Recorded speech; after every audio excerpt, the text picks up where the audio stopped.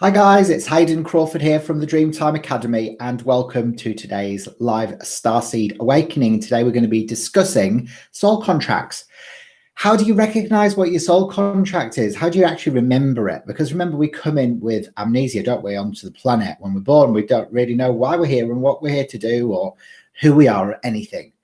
And, based on the theory that, we decide upon all of our life's missions and our purpose and our, all of the people that are going to be in our lives before we were even born, it's really interesting to kind of look at ways in which we can not only understand what a soul contract is or an ancestral agreement, but also what we can do to be able to remember it as well. Because, at the end of the day, if you can't remember what you agreed to, it's like, well, it's almost like running blind.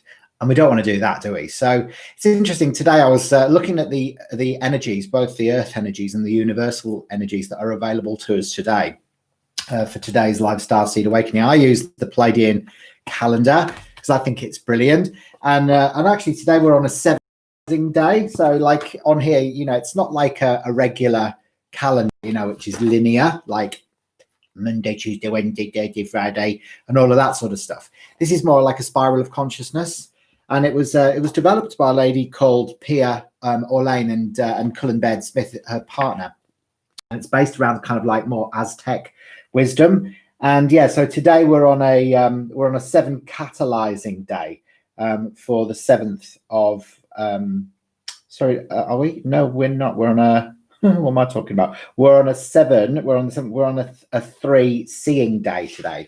So what does that actually mean? So I'll go to the calendar and I'll tell you. So today, the appropriate use of energies today is new ideas and attention to detail, and an inappropriate use of energy today is rash decisions or actions. All right. So no rash decisions or actions today.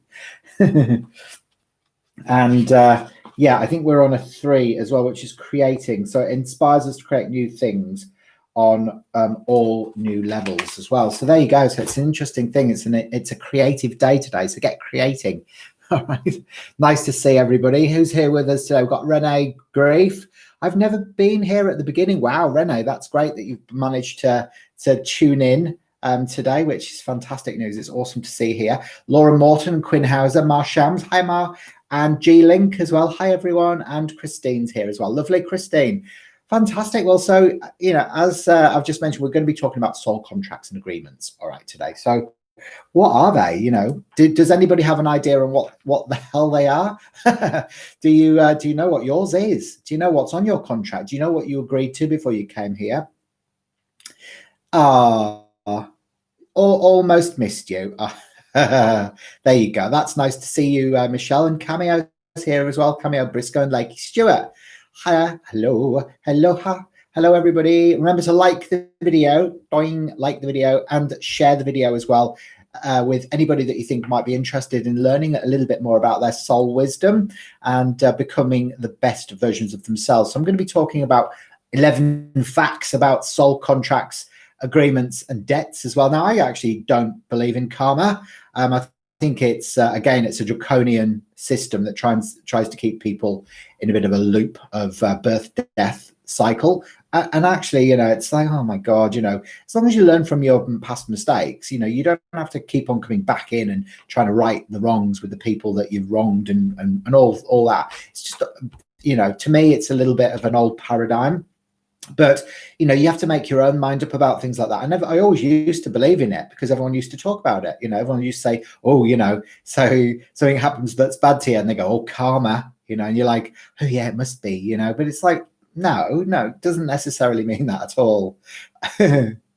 So Christine says I was drunk when I agreed to mine. All right, okay. Well, there you go. So you've got to take responsibility for it, though, Christine. At the end of the day, we can't pass the buck. I'd love to figure out what my life lessons are, says Laura. Absolutely. Well, remember, you get a lot of information as well from your numerology. So that's like almost like a blueprint of what you've agreed to. So, it's really key to sort of understand, your numerology, because that'll give you a lot of the answers. But if you don't want to go down that line, then remember there are other ways to be able to do it as well. So Quinn says, me too, Christine. You reckon you were drunk as well. And Renee says, a pivotal relationship. Ooh, okay, that sounds ominous. With a million lessons, Quinn, you agreed to torture yourself. You see, no, this is where you guys are all going wrong. Nobody agreed to torture themselves. All right? Nobody.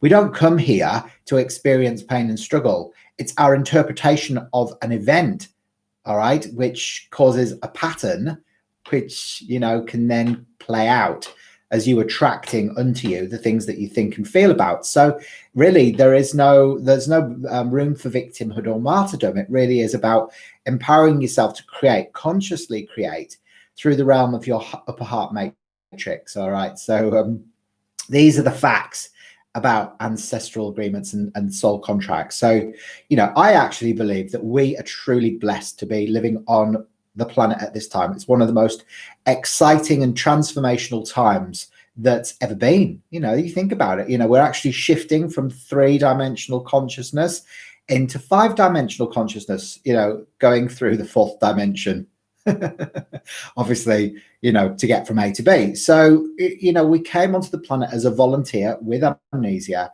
and we must remember our soul contracts and engage with what we came here to do, because if you don't, then it's kind of a bit of a wasted life. And I don't know about you, but I don't want to waste my life. You know, I wasted a lot of it. You know, I worked in corporate IT recruitment for almost like 15 years. For what? You know, why did I do that? You know, because I thought that's what I was supposed to do. I was just following a pattern that my father had set up, you know, that you've got to work hard for a living doing something you don't want to do. And, you know, I choose not that now. So, you know, so really it's about looking at what's yours and what's not yours as well. So Cameo says, I know I agreed to a lot of lessons to push myself to what I haven't been able to achieve before. Absolutely. That's absolutely right. A lot of the time, you know, we might create difficult scenarios and situations as almost like a lever to be able to, you know, to sort of catapult you into the best version of yourself. So you asked me what we thought soul contract meant, said Rennet. Right. Okay. Pivotal relationship. Okay. Right. That's interesting. Brilliant. And Christine says, I just wanted to experience everything at one time. That's why I think I was drunk. That's right. Well, that's, hi Ashley. That's a sweet little, what's that, like a pumpkin with like a little heart on top of it. Very cool. All right. So we're going to look at you know, soul contracts are agreements that you enter into before you're born. Remember, this is something you sit around a big old board room table and you've got all your players there and you go, right, okay, so you're going to be my mum, you're going to be my dad, you're going to be my sister, you're going to be my brother, you're going to be my nasty uncle, you're going to be my best friend who turns into an absolute cow, you're going to be like, you know, and you go through all of this process and, you know, it's all agreed to. And actually your baddies love you enough. Love you more than enough, actually, to be able to help you teach and learn your lessons. You know, so sometimes it's the people that actually teach you the hardest lessons love you the most, which is ironic because, you know, it's almost twists everything around, doesn't it? Really, you know, because then you've got to lose the resentment towards them when you realize that, don't you? So Quinn Hauser, mine only feels like torture as an 11 path number. And the way things are right now, it seems like it's crazy, but it can be done. Absolutely, Quinn. Of course it can. You know, we are much more than we ever believe ourselves to be. We're limitless. We are infinite, divine, immortal, ancient beings of light, living out really temporary human experiences. And you can see how quickly life goes. I mean, I'm sure, like, put your hand in the air now if you know somebody who you thought was going to live forever and they're dead. You know, somebody maybe that died when they were quite young, you know, and it's like, well, that's their life gone, you know, it's gone. They got no second chances to be able to make a difference on the planet. And actually all of us do, because we're all still here in the 3-dimension, moving up to the 4th and 5th. Yes, but we're still here. So, you know, the work is really here to be done. Hiya, Kim. Excellent. Brilliant. I'm glad that you're enjoying them, Kim. That's fantastic. Really, really awesome. Fantastic. Okay. I read your message as well. I read through that. And thanks for spending all that time, you know, sort of elaborating on, you know, on your life and what's been going on for you. I really appreciate that, because it helps me understand you guys as well. You know, when I understand, you know, where you've come from and what you've been doing and all the rest of it. So you know, we're a tight-knit group, remember, you know, and we're growing slowly but surely, but we are growing. And you know, that's the thing. It's like, you know, it's only serious people that end up in the Dreamtime healing room, you know, people who are serious about making a difference, not only in their own lives but on the planet as well. So, you know, it's your soul contract does not only relate to the people in your life, it includes your life experiences, your events, and your circumstances. And whatever your soul entails, remember, you have chosen these experiences to learn and grow. So you have to take full responsibility for it. It's nobody's being punished for anything. Nobody, you know, so a child that dies very young, you know, remember, they've chosen that experience for their soul to grow. Nobody's outside of that. All right, so that's why we can never feel sorry for anybody. You know, oh, what a shame. You know, blah blah blah blah blah. We kind of check out when we've done our mission, but it helps to become aware of it. You know, so that you can actually do it instead of missing out. So Christine says, I was working as a medical librarian in a multinational pharmaceutical company, and that turned me towards natural medicine and alternative therapies. Fantastic. You find that a lot. The amount of doctors that I work with, the amount of, you know, sort of conventional allopathic orthodox practitioners or you know, that have come up, you know, from mainstream approach, and they realize that it's not getting anywhere and have a soul awakening. They might have been guided to work in that industry as a way of helping people initially, and then they realized that actually what they thought they were doing to try and help isn't really helping. You know, it's making things worse. Why did you give sick people poison? You know, that's what I don't understand. It doesn't make any sense. So really, it's just a way of kind of like, you know, waking up, you know, and sometimes you have to go through a mainstream approach initially to be able to then move on from there. There you go. So Kim says, grateful. The ascension symptoms have been very huge and very emotional. Yes, they have. They really have. And they're affecting everybody. You see what's happening on the planet right now. You know, if we look at the microcosm, which is your own little environment, you know, you're in your own world, and then the macrocosm, I think that's the right way around, is like the world, the globe, you know, it's like what's going on. And it's all kind of mirrors, everything mirrors everything. So whatever you're experiencing on an individual level, it's what we're experiencing on a global, you know, sort of collective level, the collective subconscious.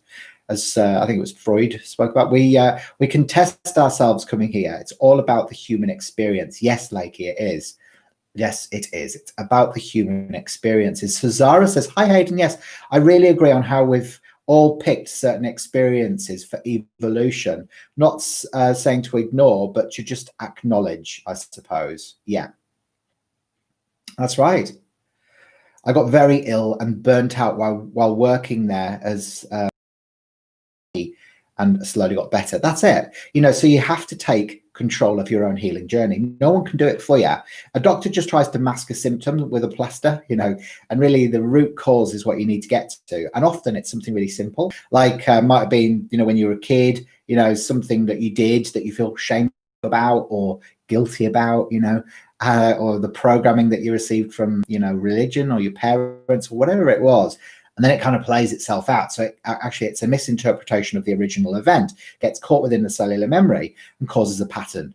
So what you have to do is go into that cellular memory and, you know, with the first one, ideally, and, you know, replace that lie with the truth so that you can set yourself free. And then you can kind of like just get on with what you're supposed to do. But you can't really do, I think, a lot of the work that you're here to do until you've kind of reprogrammed and got rid of that stuff from your cells. And that's what the color mirrors are for. You know, the color mirrors are these little baby remedies that just get rid of it.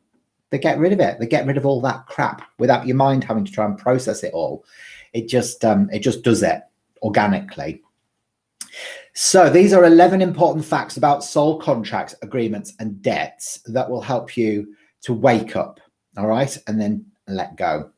So first of all, you choose your name and your date of birth. So your mum and dad, they don't choose your name. So you might think they, you know, they sort of go, oh, right, okay, so well, let's look at, you know, what Nana was called, what was her middle name, or, you know, or maybe there was just a name that comes through in a dream or a feeling that you have. Actually, you know, they don't take responsibility for your name. You choose your name. You choose it before you come in. And you choose your date of birth, your time of birth. There's no coincidences, all right? Neither is your name, neither is the name you thought you were given by your parents. So these carry huge energetic signature and were all agreed upon before you were born, all to help you try and understand your purpose, your strengths, and your personality blueprint. So it's almost like, you know, on some level, our soul agreed to give us this name to be able to, so we could understand what we're here to do. So, you know, that's why we need to decode it and learn about it, learn about how we can decode our own energy vibration. So Zara says, I've had quite a lot of experience with going to the doctors for my migraines, and I'm still trying to figure out what is causing them. I can relate, Christine. Absolutely. Fantastic. You know, that's it. And it's great that you're all relating to each other because, you know, at the end of the day, we're all, you know, to coin a phrase, we're all in this together. I hate that phrase, actually. I think it's a bit cheesy because we're not actually. We're all experiencing it in a very different way. Everybody's healing journey is so unique. No two people's path to salvation, or whatever you want to call it, you know, to freedom, personal freedom and empowerment is different because we've all had very different experiences. But, you know, that's the thing. But we have to take responsibility for our own healing. We can't expect somebody else to fix us. We can't. It's, you know, it just doesn't work like that. So, you know, Quinn says that happened to my son. I had his name picked for 3 months and it changed day of his birth to one I never considered. There you go, Quinn. You see, that's what happens. You know, all of a sudden it's sort of just, things can shift and all the rest of it. Chrissy says, my parents called me a different name at the last minute as my mother and her heart on another, had her heart on another name. Yeah, exactly. I was 3 months premature back in 1960. £4. Is there anything in particular as to why that happens? July born, not October. Premature? Well, again, it's just a contract, isn't it? So everything, nothing happens by default. Nothing exists outside of divine. All right. So nothing is like a mistake. So you know, it's lessons that needed to be learned. Premature babies, sometimes that they come in early because they have to learn a particular lesson at that very early part of their life, and then that might continue throughout their lives. So, you know, again, you know, there's no victims in any of this. We're all choosing it. Okay, it's I definitely doing more of a holistic approach. I was very tired. Emotionally too, from trying different medications to fix them. Yeah, exactly, Zara. You know what? It's like one layer of, you know, sort of chemicals, you know, over the top of another, and before you know it, your body kind of is going a bit crazy, and it doesn't know whether it's Arthur or Martha. And of course, those, you know, those side effects then have a knock-on effect on your energy levels. You feel depleted because it's all affecting your energetic body and your connection to source consciousness. And really our main job is just to align with source consciousness and remember who we truly are and exist in that space of upliftment and truth. So you were born 3 days late. Breech birth include forceps and jaundice, so mother couldn't go near me for several days. That's what happened to me as well, Christine. When I was born, I actually pooed. Which is a horrible thing to admit to. But then I was taken away for 2 weeks from my mum and put in a little incubator in Stockton-on-Tees. So I think that played out in a big pattern in my life where I needed to be close to my mum for a lot of my childhood, you know, and actually my adulthood as well, you know. So you know, I had to actually rebirth myself, you know, in a meditation with the moon bottle, because I was I was still holding on to that. It was almost like abandonment. It was like a fear of abandonment, I think I'd brought in, you know, during the time of my birth. So yeah, so you choose all of that. Okay, so that's the first thing to remember. You choose your name and your date of birth. Now you also choose your family. So this can be challenging to hear, but we did this to enable us to learn specific lessons and to broaden our awareness as well. So at a higher level, we agreed to endure sometimes abusive or extremely controlling relationships, able to help us reawaken to our purpose on the planet. So in previous lives, you may have switched roles with them. So they may have been your children, and before for the purpose of releasing karma, if you believe in karma. So, you know, at the end of the day, we kind of choose all of these players in our lives, even people like, you know, that just play a minor role in your life, like the person at the local supermarket that says hello every time you go in, or, you know, it could just be somebody who, you know, sort of triggers some sort of emotional response within you. Everybody really, you know, is playing a bit of a role, apart from the backfill. All right, so we don't talk about them very much. Or what they get called different things. They're like, we call them backfill people, and they're kind of like, you know, the people that are just like in crowds and stuff that you never ever get to speak to, and they're just kind of like, they're almost like energetic fillers that actually they're not even there. They're just like an illusion, an illusionary thing. So that, yeah, I don't know if you've noticed those before, the backfill people. They're quite interesting. So yeah, so Zara Holden, yes, I'm definitely doing more of a holistic approach. Laura says, do you believe that the soul enters the body before birth or at birth? Well, it can come in at any time, actually. So sometimes the soul doesn't go into the body of somebody until the baby is older, you know, so it can happen anytime. So sometimes you can look at a baby that's just been born and it just looks like an empty vessel, you know, with just a gurgly sort of non-expression on its face. And other times one can look really wise. So sometimes, you know, the soul goes in at very different times. It's a bit like you know, so you might be like, I've got Hayden Crawford's soul, I think, in me now, but it doesn't mean to say that that soul is always going to be in this catalyst, this body. I might have an ubi or a, you know, walk-in or a soul transfer at some point in my life, and I might just check out and go somewhere and do something else, and something else will come in and take over. Like that's what happened to my sister. So she had an experience where, you know, and she is very, very different to what she used to be. She was always very down and nothing used to go right for her.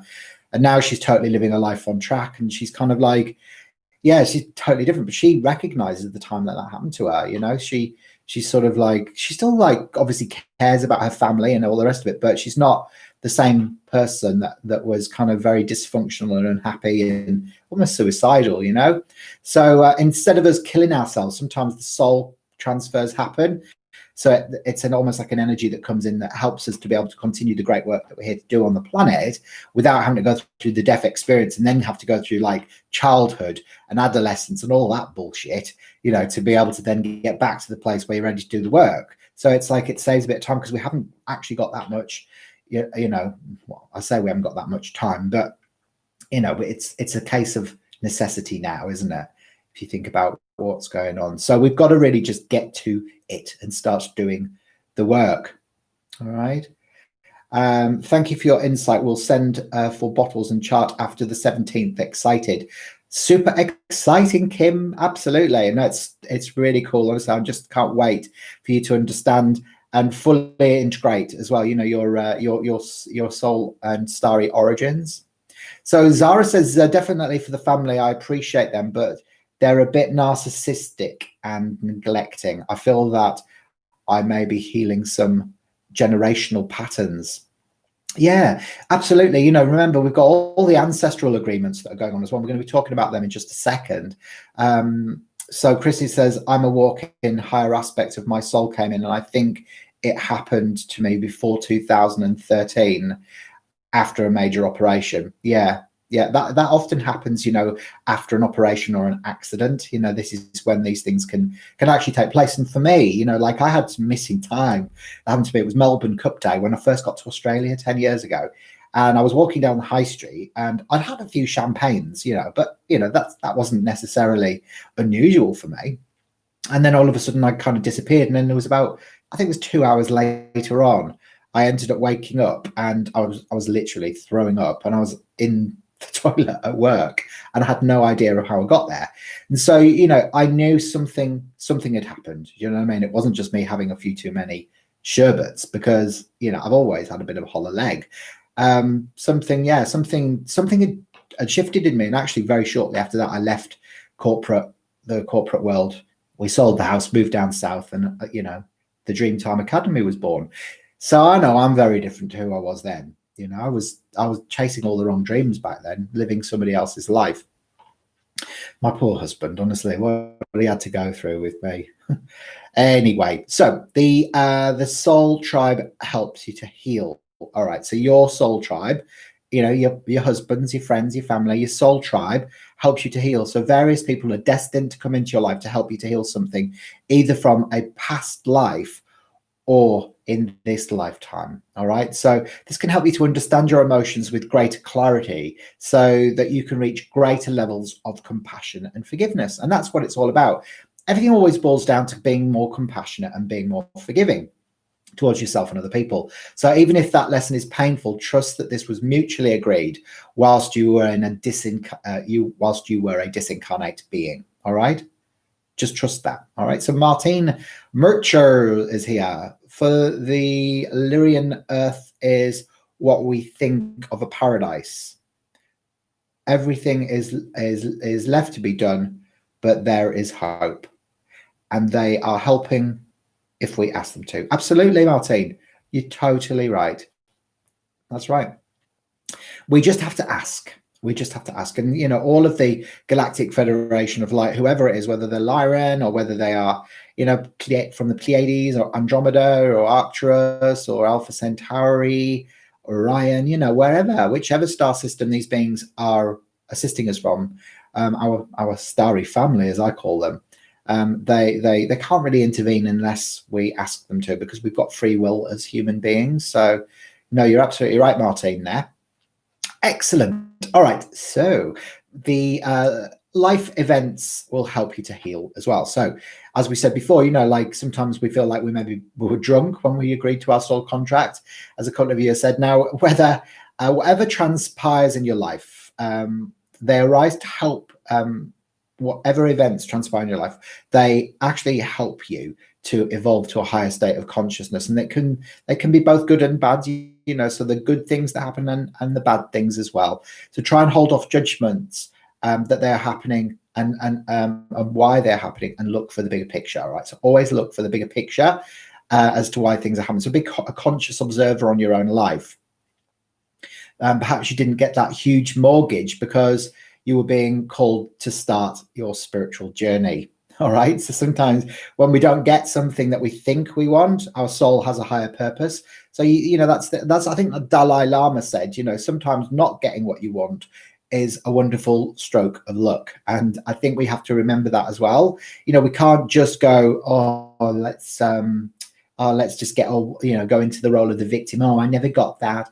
I was never lucky enough to find love, or I was never lucky enough to be able to, have loads of money, or, to be able to do the things that I wanted to do in life. And it's like, well, maybe you actually are doing what you're supposed to do, and it wasn't that you were supposed to be doing, because your kind of contract wasn't about that in the first place.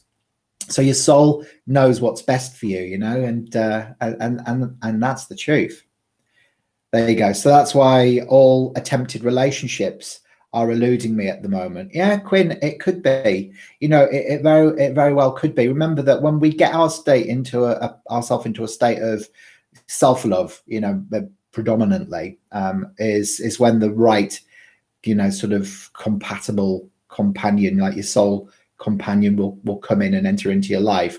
And the rest of it, is really just, just a build up to you learning to love yourself and recognizing that you've got everything that you need within yourself.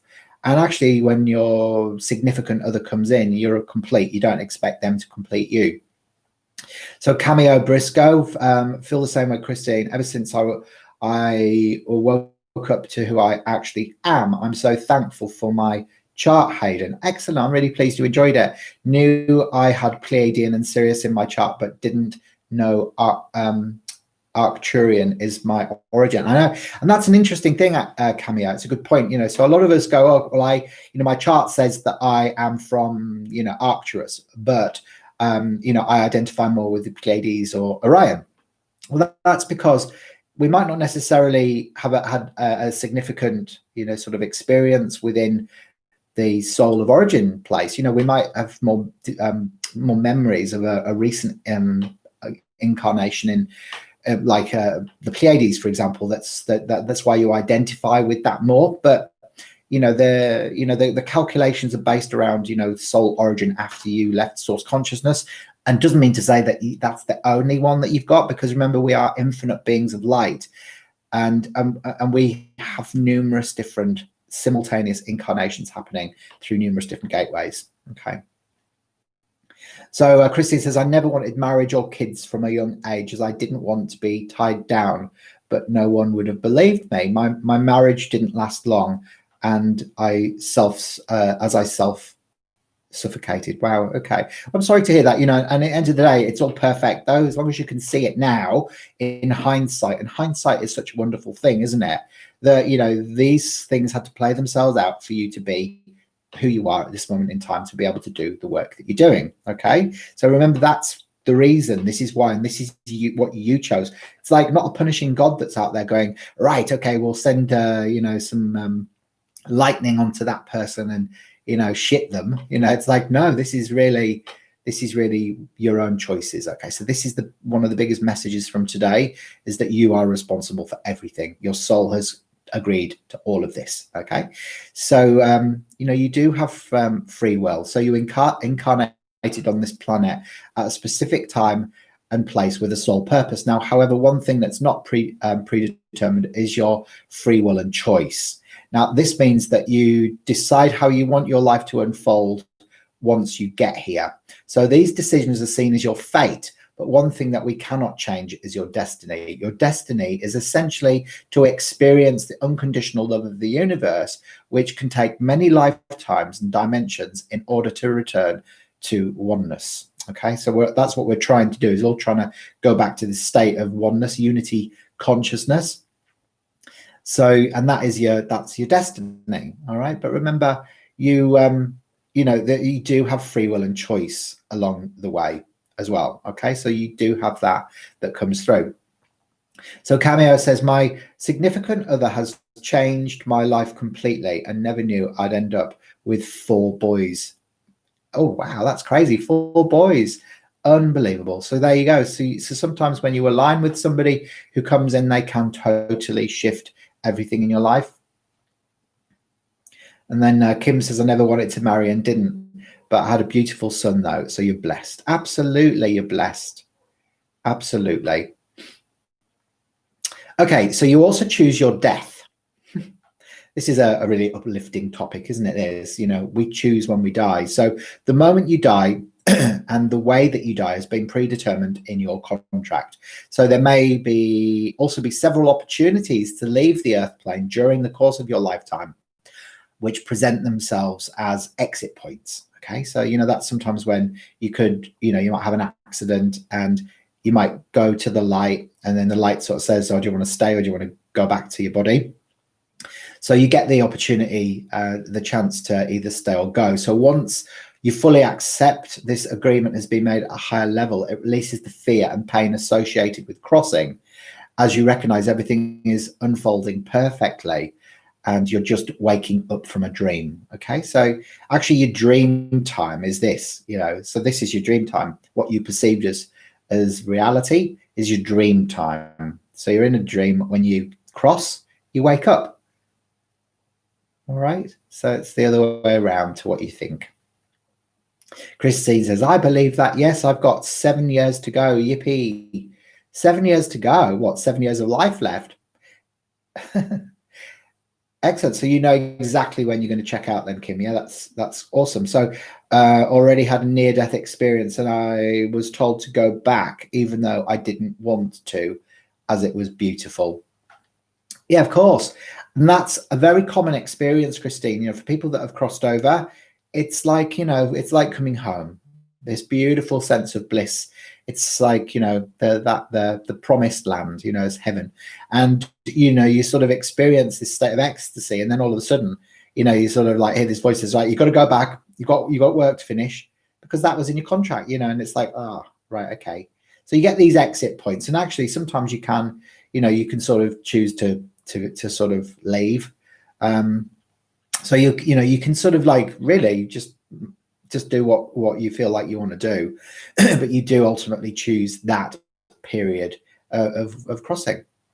Remember, you're not alone as well. So you're also given some help along the way by your spirit guides, your angels, and multi-dimensional aspects of yourself and your starry families as well. So they're all there to help. To fulfill your contract, you have access to spirit guides and angels, which will change over the course of your adult life as well. So remember that you don't always have the same ones throughout the whole of your life. So becoming aware of them is really important. So Martine says, I've had very vivid dreams every night. Sometimes it gets complicated to understand them. Some are so strange, like being on another planet. Can you talk a little bit about dreams? Martine, there's we've in several of the previous discussions I've talked about your dream time missions. Now it might be something that you go back and watch on my YouTube channel as well, both in the Starseed Awakening lives and also on the pre-recorded stuff as well. So identifying your Starseed mission is, and often the dreams become very vivid. I'm the same as you. I have exceptionally vivid dreams. It's almost like my dreams are more real than my waking life. That's what my husband always says to me anyway. He's always like, wow, you seem to have more fun, more more just more of a stronger memory. It's funny because like when I woke up this morning, the thing that was in my head was, oh, you can't give cats onions because it will kill them. Huh? I mean, why was that going through my head when I first woke up? It's just like, what, am I subconsciously plotting to kill my cat? I don't think so. But anyway, Zara Holden, do passed on loved ones still sometimes live around us, just on a different frequency or place? Yeah, absolutely, Zara. Yeah, of course they do. They're always there. They just, because you can't see them doesn't mean they're not there. So they're just on everything is just layers of an onion. Oh, maybe that's what that meant. You can't give a cat an onion, otherwise it'll die. There's probably some sort of like significant message embedded in that sentence now that we're talking about onions. Yeah, so is it always been that way? What about the way back when people lived to be 400 plus years old? Yeah, absolutely. I mean, that's the thing. It's like, the 5th, 6th, 7th, 8th, 9th dimensional beings, depending on your frequency, can live a lot longer. So as a human race at the moment, we live on average around about 70 years, I think, don't we? Which is kind of increasing, but we go through these periods of time where we can live longer and shorter periods of time. I have 3 spirit guides who have been helping me, says Cameo. Fantastic. It's great that you can recognize them. You can go in and through meditations and learn those as well. So Genesis Boy says, sometimes I think I've already passed, although like an NDE, because ever since I have experienced so many cool things, my heart rate went up and then I felt a shift. So still processing it all. Wow, Genesis, that's incredible. That's really interesting. Do elaborate a little bit more on that. Tell us more. I think we're all intrigued now. So Zara says, I've had that before too. I woke up one time thinking I didn't want the squirrel to use the pencil. No, thank you. I ordered the triangle. So funny. Oh my God. I think we're all a bit bonkers, don't you? But anyway, so remember, you're not alone. Your guides are there. The more self-aware you become, the more you will receive and be able to translate signs and symbols to ensure you remain committed to your highest mission. Just remember that the signs and symbols are around you, and they will come in form of like weird sentences in dreams or symbols. You might receive symbols or sacred geometry or whatever it is, because remember, not everything comes out in as language. And I don't know if any of you guys have watched my Andromedan light code symbols. Now, light codes are a classic example of how language is changing, and words obviously carry vibrations, but the alphabet and certainly the alphabet. Yeah, the alphabet. What I'm talking about. I almost forgot it because it's so unimportant. Is draconian, like it's draconian based sort of way of being able to express ourselves. And actually, when we move away from that way of communicating, like you think about cats, they communicate by making noises. They make different tones. They meow and kind of like they use pantomime to be able to express themselves, whereas plants use the doctrines of signatures. So why would then our DNA and our consciousness choose to only experience communication through verbal dialect, so actually, it'll come through signs and symbols and all sorts of stuff like that, and actually sometimes just codes of light and colors. So the more we can become aware of that, we can actually sort of repattern our subconscious minds by using a lighter language. I think that's why it's called light language. So it really is like a dream to higher dimensional beings as well. Is reality like a dream to higher dimensional beings as well? And death is like waking up from them also. Yeah, totally, Ashley. That's it. So when we cross, we kind of we wake up. Yeah, and actually, yeah, the dream is, it gives us access to high dimensional frequencies, because remember, our physical body isn't restricting us, so our consciousness is free to soar across what we perceive as being time-space reality. There's only a perception, remember. It's like waking up. Yeah, it is. I once was looking at the Urantia BK that had symbolic language in it, and I couldn't understand parts of it. Urantia BK. I don't know what that is, Christine. Elaborate. I woke up one morning speaking a different language, so no one could figure out what one was. Wow, did you? Okay, so what language was that? Was it light language? Loads of people are speaking light language now, and it's like it's actually very fascinating that there's some of the sounds that emanate through light language are common amongst people that live from very separate parts of the world. So it's almost like a universal language. I find it's interesting. So remember as well that synchronicity happens. So when you are fully aligned to your soul purpose, you will observe synchronicity or strange coincidences occurring that guide you effortlessly from one opportunity to the next. So another reliable cue that you are following your highest path is when you encounter the right people at the right time who deliver information, guidance, and assistance when you are in doubt or wanting to learn. So this is why you guys are here, sort of listening to me babbling on, is because your soul has kind of guided you synchronistically. How many of you found me by default, by complete default? I mean, we're all in different parts of the world, right? Totally all over the planet. You've all found the Dreamtime Academy by default, haven't you? All right, through seeing something on Facebook, or having a suggestion on YouTube, or an email that's come through from a friend, or do you know what I mean? So this is how it happens. Synchronicity happens to guide you to be able to get the next level of information that you require for you to be able to find your way home. All right, back to source. It's almost like we're all like playing a part in each other's journey as little signposts, little tools of navigation. There you go. There you go. I believe it is light language now, that I had done a meditation and ended up writing it out, all the symbols, but couldn't translate it into another language. No, absolutely. You're not supposed to. Like, don't try and translate anything. Just let it be what it is. Just let it be what it is. And that's enough. Okay. Martin says, I'm in France. I found you a night I channeled something. They told me to listen to you. There you go. That's what happens, Martin. They kind of just say, right, okay, you need to listen to this guy, and it could be like just the color of the t-shirt or something that would have attracted you. And I think that's why I'm guided to wear all these different colored t-shirts all the time, is because sometimes that is the language that attracts in the right people, to be able to understand. It's like a universal symbol. It's like, oh, the guy with that t-shirt on, or those different colored t-shirts, is the one that I need to listen to, sort of thing.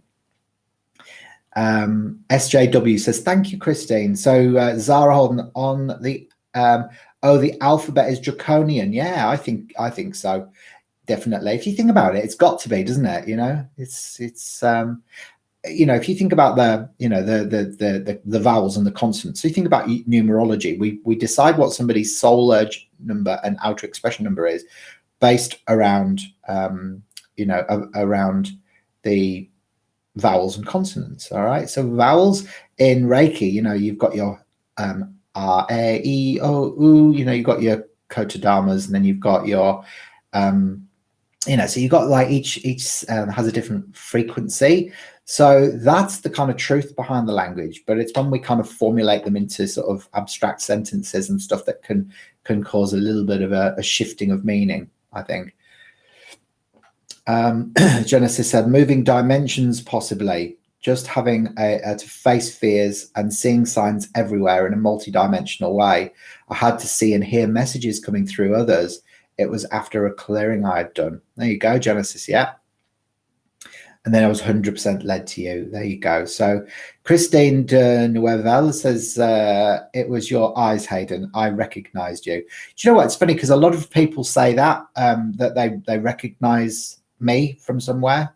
And actually, it's interesting because I don't know if I've ever told you this story before, but I was once in a supermarket in Leighton Buzzard when we lived there before we came away. And somebody, the woman on the checkout, she calls out, she goes, Hayden, like that. And she's waving at me. And I'm like, oh, do I know this woman?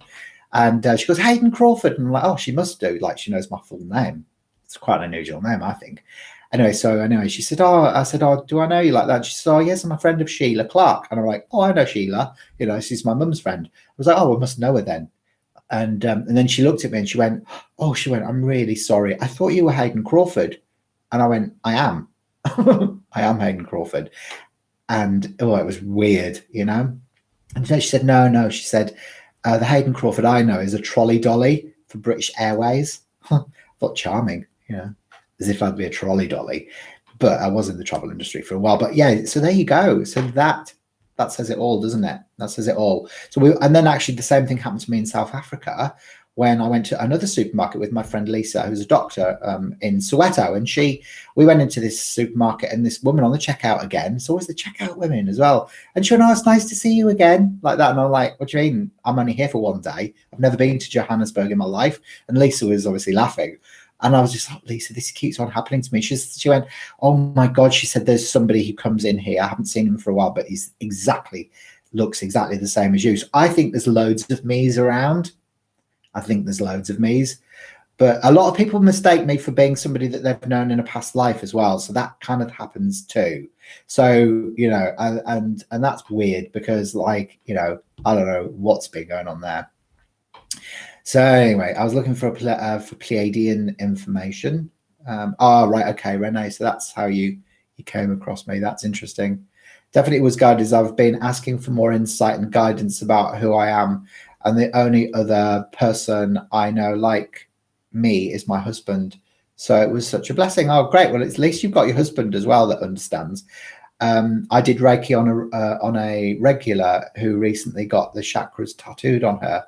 It was like double draconian lockdown on her energy. Yeah, you know, this is the thing. Yeah. So the chakras are an interesting thing. Okay, so for me, the chakras, it's more about color than the symbols. So the symbols are a bit sort of like unsure now. You know what I mean? Unsure. But it's, you know, it's still something that I think is beneficial at some point of your awakening. So I think we evolve. And it's like, it's whatever happens to help us reawaken is a good thing. So we've got to be very careful not to judge anything, you know, and, you know, even some of the draconians, you know, some of them are all right. There was only a group of them who were total midgets. So there you go. There you go. You are not from the travel industry, but you're participating in helping us travel. Oh, there you go, Martine. That's awesome to hear. There you go. So participating in that exploration. But I actually was in the travel industry. I used to be a rep for First Choice Holidays and Flights in Spain. Yeah, so I remember you as my Andromedan brother, says Ashley. I've seen you as Roman in a few videos. As Roman? Oh, wow, okay. Interesting you should say that, because my past life, when I did a past life regression, I was wearing these strappy Roman sandals, and I had like a gold sort of bodice thing on and a red, you know, I nearly said scarf, but I meant a cape. You know, so I was actually one of the suitors of Helena during the Trojan War. But I think that is the same life that I was leading a group, and I was Eurymachus, one of Poseidon's firstborn twins. So there was Eurymachus and Atlas, and I was Eurymachus. So I traveled through Turkey and actually went to the temple of Artemis for some reason. I'm not sure why. So maybe that was the Roman connection there, Ashley. Kim says clones. Yeah, they could be my clones, definitely. So Marsha says, this happens to me all the time. There you go. See what I mean? So this sort of thing is happening loads. Of course, we're bound to be cloned, aren't we? You know, if people have been tampering with our DNA for eons, then of course there's got to be, you know, more than just one Hayden Crawford and more than just one Marsh Shams and more than one Lakey Stewart. It may sound a little odd there, but I think I recognize you from Atlantis. If it wasn't you, it was another practitioner of sorts with bottles that were medicine. There you go. Ah, well, there you go. So yeah, I was definitely in Atlantis. Yeah, so I was working with bottles in Atlantis. Yes. So yeah, probably. And you're born the same day as well, aren't you, Lakey? So you could have been like a twin sister or something like that. Who knows? There you go. So Quinn Hauser says, I am Billy. I am Billy. Billy, what, Billy Elliot? What do you mean? So Ashley says, I totally agree. It's great to start with, but at some point you evolve from it. I love using color now. Absolutely. For me, it was really just to help me find color, I think. But I still feel like I still teach Reiki. So I've got a Reiki course, Reiki 1 course coming up this weekend in Mandurah. And it's like, you know, it's like I still get a lot of joy from teaching it, you know. So, but I just see it from a slightly different perspective now. Whereas before, you know, I was unaware of like the extra layers of information. There you go. So when I first saw you, I was told Atlantis. There you go, Christine. So it's definitely, yeah, it's Atlantis. And actually it's Arcturus and Atlantis. So the Arcturians were the ones that kind of brought in Atlantis. So the Arcturians, yeah, it's interesting because that's also part of my soul origin as well. So I'm Andromedan soul origin, but also Arcturus and speaker as well. So yeah, so I feel like that, you know, it goes right back well before Atlantis, but that was probably a very real human experience. There you go. So we've all found each other again, haven't we? All found each other from times in Atlantis and all of the amazing work that we were doing there. And you guys really need to become color mirrors practitioners. You do, because I'm telling you now, right, if you feel a connection with Atlantis, then the color mirrors system, that is a powerful system. I'm telling you now, to be able to reawaken to all of those soul memories and do the work, you know. So, you know, using the vibrational remedies and using the color mirrors as a vehicle to help people wake up to their cosmic consciousness and what they used to do, you know, before becoming who you are today. So I know it's a bit of an investment. Look, I know it is, you know. So for me, when I first found out how much it was going to cost to become a practitioner, I nearly choked on my own vomit. But it was interesting because what happened for me was like when I decided to become a practitioner, it was almost like it was actually a friend came around to visit, and she's a lady who's been living with stage 4 breast cancer for over 10 years and thriving, you know, and she works now, you know, for a charity and has her own wellness company as well, helping people going through the same sort of thing. And she said to me, she says, look, Hayden, because I really feel like, you know, I want to help you to be able to get started with the color mirrors. And so she was kind enough to offer me, it was like, I think it was half the amount to get me going, because a year before I'd helped her with her own development on a project. And I'd done that just out of the goodness of my heart. And I never expect to ever get anything back when I give. But you know, it was just so nice because it was almost like that was my cue. So instead of what I normally would do, like I would normally go, oh, well, I'd love to do that, but you know, that's really expensive. I can't afford it, or whatever it was. I just was like, oh, I want to do that. And I know that I'll find a way to do it. And then of course, the right person turned up on the doorstep to be able to almost give me permission to do it. And then everything from that moment has flowed, because if you think about it, right, color mirrors is a system where I have to get the bottles from South Africa. So, you know, I have to wait until I've got 100 bottle order before I can get a package now out of South Africa to come to Australia. So I have to live in complete and unwavering faith. So, you know, the whole process of being a practitioner and bringing the bottles into Australia is like a massive leap of faith. And, you know, but when you exist in faith like that and you're doing your soul work, everything conspires to help you do it. All right. So this is what I'm saying is, is like your conscious mind, your left brain will kind of go try and stop you from doing your soul's work. But when you hand it over to the universal manager and you just go, right, this is happening and this is being guided, rather than me, sort of trying to force it, it's sort of everything flows. And I've never once, sort of had, touch wood, like any problems or anything with it. It's just been the most amazing vehicle of enlightenment. And it's this, I never get bored of learning about it as well. And so now, like, I've channeled my own set of color mirrors bottles as well, outside of the traditional system, that are more aligned to the your starry connections and stuff. So yeah, it's really fantastic. So yeah, intersecting timelines. I love Greek mythology. Yeah, me too, Zara. She's adopted too. There you go, Billy Graves. Okay, Billy Graves asked if anyone was adopted above. Right, okay, Quinn. Yeah, some people, yeah, that's interesting. It's a really interesting point. In Atlantis, I was looking through the window of all these bottles, thinking I want to do what he does one day. And here I am, no coincidences, can't wait to work in color mirrors. Fantastic. Well, there you go. So you maybe were somebody in Atlantis, yeah, that was a passive observer that would be walking through and seeing the work that I was doing within that, yeah, because I know that window of colors. Yeah, totally. It was in like a biome. It was like a biome, like a glass dome. That it was, because I used to think it was a cave, but it wasn't in a cave. It was in like almost like an artificial environment. I don't remember most of where I've been, but I have strong pulls to watch or read everything I can on time periods, such as ancient Egypt, Atlantis. Would they be past lives? Yeah. So if you get like drawn towards a particular timeline, a particular time period, then of course, yeah, there is a soul memory. It's like a soul sort of urge, to be able to kind of reconnect to that time, because that's what's happening. So all of our past skills that we learned during the time of Atlantis, because it was a very advanced civilization, is coming back in now to be used again, but in the right way, instead of being corrupt. When I did Aurosoma in the mid-90s, the teacher was an intuitive, and she said that I was remembering Atlantean wisdom as I was bringing up stuff that was taught, color and healing. Yeah, that's exactly it. So this is what happens when you work with color. It's a reintroduction of ancient wisdom that's channeled through light codes that's embedded within the color frequency on a subconscious and conscious level. There you go. So that's a great way of describing it.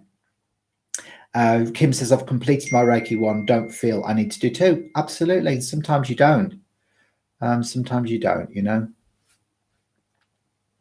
So yeah, I felt guilty that I didn't finish the level, the final level to do with finances.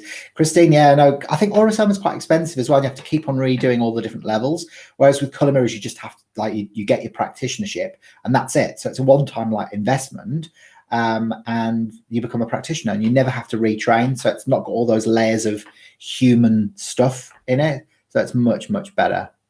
Zara says, I'd love to learn as well. I bet, you're all here because you're drawn here. Your soul has drawn you here to be able to understand more about yourself and the work that you used to do before. You already know, don't feel guilty. Absolutely right. Me too, Zara. I constantly love them all. Memories pop up and have no problem understanding. There you go. Crystals and healing have always resonated. Love rocks as a child. Beautiful. Excellent. Regarding past life exploration, is it possible that some of us are young Earther but old Starseeds? Yeah, definitely, Martine. Yeah, absolutely. So I create the colors that I create just by I get like an intuitive sort of impulse, and I go, all right, okay, so I need there to be like one of my latest ones is pearlescent, pale pink and deep coral, and I just felt like I wanted that remedy around me, because I was getting this feeling that a lot of people that I meet have got all this underlying anger, but they come across as being really all sweetness and light, and then when you look a bit deeper, and it's usually these it's usually people who are very blonde and pretty and blue eyes and nice hair and and nice clothes and then they've got all this deep embedded sort of anger that needs to be expressed, and that bottle helps them to be able to release that. So it's interesting. So there you go. And you can take a break from your soul contract. Now I am going to have to go soon because it is 10. I've got a client waiting, but you can break a soul contract. So when you feel that your agreement no longer serves your growth and actually stands in your way, it's possible to free yourself so that you can blossom on your spiritual journey. This will help you to better serve the planet by helping to raise consciousness. So for example, if you have recognized that poverty consciousness is no longer serving your highest purpose, you can say, I am the master of my own creation. All right, I want you to all say this out loud with me now, because if it's money that's holding you back, it's because you're still holding on to poverty consciousness, and you can easily transmute that. All right, just imagine now, close your eyes, imagine that you're in a pink bubble of light, okay? So just want you to close your eyes now, imagine yourself in a pink bubble of light, and I want you to repeat after me. I am master of my own creation. Okay, so say it after me. I am master of my own creation. I acknowledge that I feel fear about not having enough money, and it no longer serves my spiritual path. With the power of my higher self,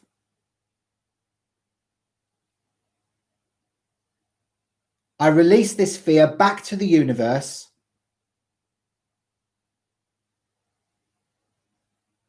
for the greater good and to be transformed into the highest form of divine love and light. Okay? I am the master of my own creation. I acknowledge that I feel fear about not having enough money, and it no longer serves my spiritual path. With the power of my higher self, I release this fear back to the universe for the greatest good, to be transformed into the highest form of divine love and light. Okay? There you go. And in the same way, you can clear a karmic debt and an ancestral agreement. Okay? So there you go. Hopefully that's made sense. I feel a little close to the constellation I contacted up to. Pegasus star constellations have called me my skulls after that star system. There you go. Absolute Pegasus. Brilliant. I don't really connect with any Starseed collectives. Does anyone know much about Pegasus Collective? Yeah, Angelo, you know, it's very close to Andromeda as well.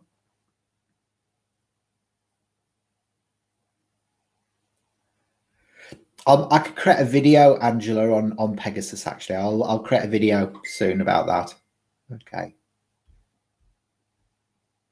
All right, I'm going to have to go. Lots of love, everybody. Remember, I'm back on Thursday between 9 o'clock and 10 o'clock Western Standard Time doing some readings, and also on Friday between 9 and 10 o'clock Western Standard Time as well. So I'll see you very soon. Bye for now.